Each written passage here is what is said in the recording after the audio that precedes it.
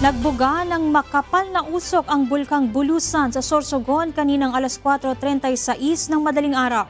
Tumagal ang phreatic eruption ng 24 na minuto at umabot sa 4.5 kilometers ang taas ng plume na inilabas ng bulkan.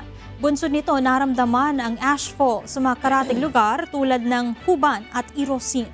Pinapayuhan ng mga otoridad ang mga residente na manatili sa loob ng kanilang mga tahanan, iwasang lumabas maliban kung kinakailangan.